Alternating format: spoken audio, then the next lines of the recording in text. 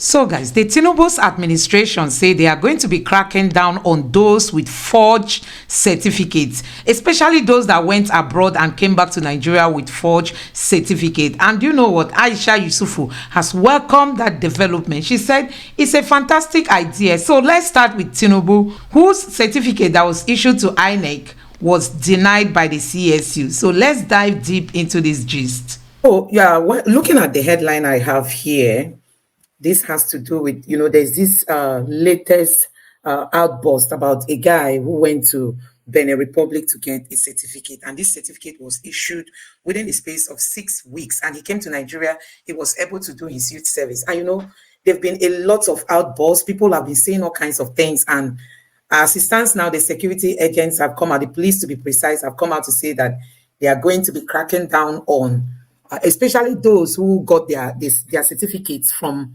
universities abroad, that can't be traced. That is what is happening recently.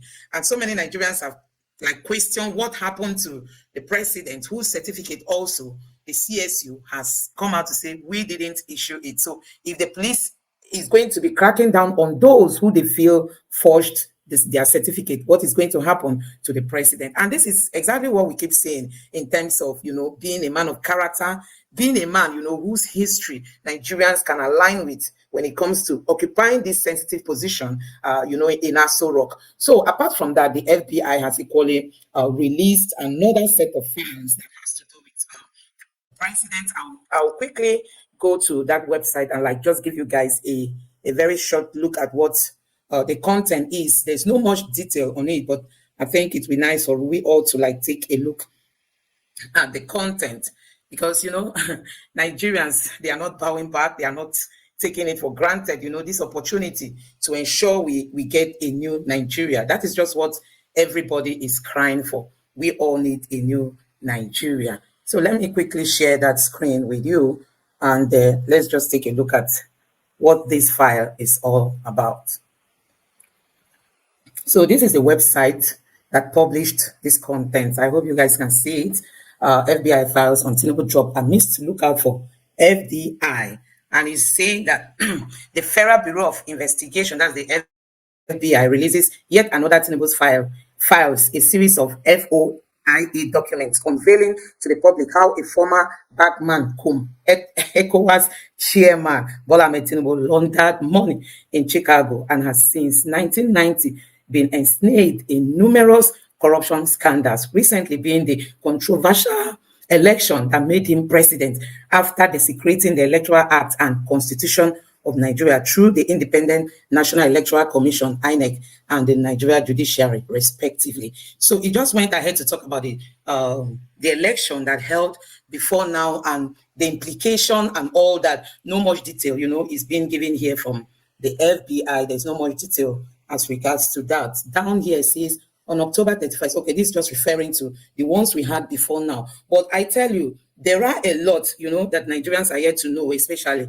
in terms of what the FBI has got to offer the public. But, there was a time they were saying that, it's not all the information that they are going to be releasing. So as it stands now, Nigerians do not even know if this document is still relevant or not. And also some people have argued that why are they even talking about all these things now when they refuse to release information like this to the Nigerian people before the election. Anyway, let's get back to the discussion we have at hand. So like I was saying that I was trying to share with you guys this latest a kind of outburst out there. You can see that the security agents is saying that they will go after Nigerians with fake foreign certificates. And like I equally said that Nigerians are saying, okay, let them start with him if they are serious, meaning they should start with the person of Tinubu. If Nigeria is really serious, in ensuring that people don't just go to any university outside there and get a certificate, get a degree within the space of 1 month, 2 months, because this guy got a degree within a space of 6 weeks. That's not even up to 2 months, and he came to Nigeria, he was able to enroll to even do his NYC, and people are like, how did this happen? Why is it that we have all these loopholes, I'm almost in all our agencies, all the government institutions, institutions, the government bodies, they are not well, as in they are not well managed. Somebody can just come in from anywhere. Even INEC, we saw how the president submitted this certificate, and nobody could even find out that, oh, this certificate was forged. Not until the PDP went ahead to start making investigation on their own.